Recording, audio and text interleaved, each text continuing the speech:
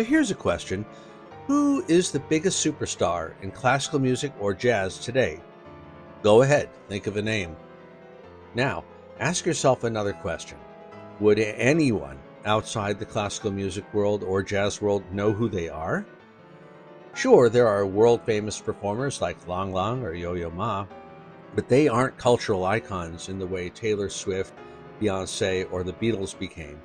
They don't inspire screaming crowds or dominate the headlines, and most people outside the classical music world couldn't name more than one or two living classical musicians.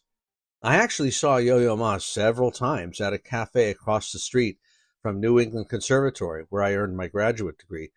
Here was one of the greatest cellists in history, a musician recognized around the world, at least in the classical music world, and most of the reaction was simply, "Hey, you're Yo-Yo Ma," or someone politely asking for an autograph. There was admiration, but not the kind of public frenzy that surrounded performers like Liszt or Paganini nearly 2 centuries earlier. But here's the strange part. It wasn't always this way. In fact, there was a time when a classical musician was probably the most famous performer on earth. His name was Franz Liszt. When Liszt toured Europe in the 1840s, audiences completely lost their minds. Women reportedly fought over his gloves. They collected his broken piano strings as souvenirs. Some even saved the coffee grounds left in his cup, I guess because they had touched his lips. The excitement became so overwhelming that the German poet Heinrich Heine coined a new word to describe it, Lisztomania. If that sounds like Beatlemania or Swifties today, that's because it was remarkably similar. The only difference is that this happened nearly 200 years ago, and it happened because of a classical pianist. So you might ask, what changed? Why don't we see anything like that today? And you might think the answer is obvious. People simply stopped caring about classical music. But that explanation isn't quite true, and it misses something much deeper. The disappearance of the classical music superstar was not caused by a decline in talent. It was caused by a world that completely changed the way we experience music. Just try to imagine living in Europe in 1845. Of course, there were no recordings, no radio, and no television. There was no YouTube, there was no Spotify. And if the greatest pianist in the world came to your city, that concert wasn't just another night out. It might be the only chance in your entire life to hear someone of that caliber perform. That made every concert feel extraordinary. It was a once-in-a-lifetime event. If you missed it, there was no replay, no live stream, no recording waiting for you the next morning. In fact, the only people who would ever know what Liszt sounded like were the people sitting in that concert hall.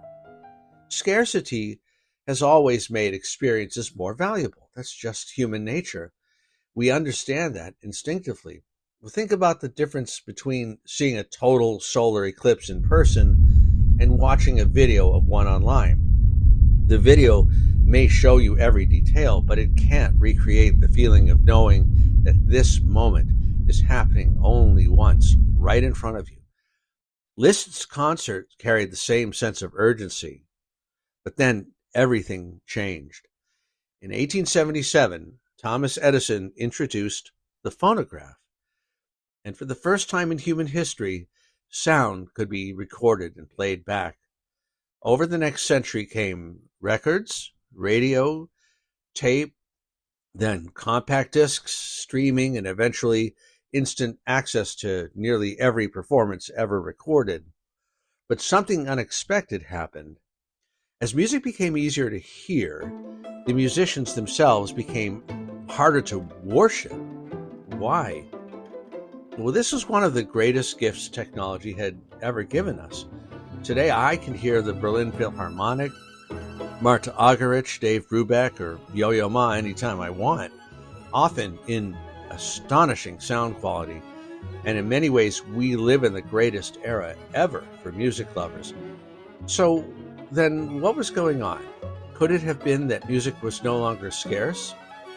The greatest performances on earth became available to everyone, all the time.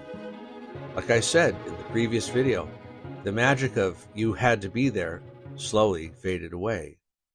Now, don't get me wrong, technology was not the only thing that changed. The world itself became noisier. In Liszt's time, there were only a handful of musicians competing for everyone's attention.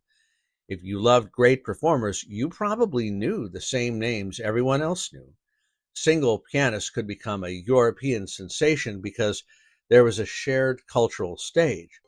Today, though, that stage has been shattered into thousands of pieces. One person might follow Taylor Swift, another might follow a K-pop group, another a hip-hop artist, a video game composer, pop, jazz, country, electronic music, film scores. The list is endless. Sorry about the pun. We didn't stop creating stars. We created so many stars that it's harder for any one of them to shine over everyone else. And they're not just competing with one another. They're competing with Netflix and social media, podcasts, video games, sports, and every other form of entertainment that can fit right into your pocket. Even virtuosity has become almost ordinary. When Liszt performed, audiences witnessed things they genuinely believed were almost impossible. Today, we can watch thousands of astonishing musicians with a few taps on a phone, and extraordinary performances have become part of everyday life.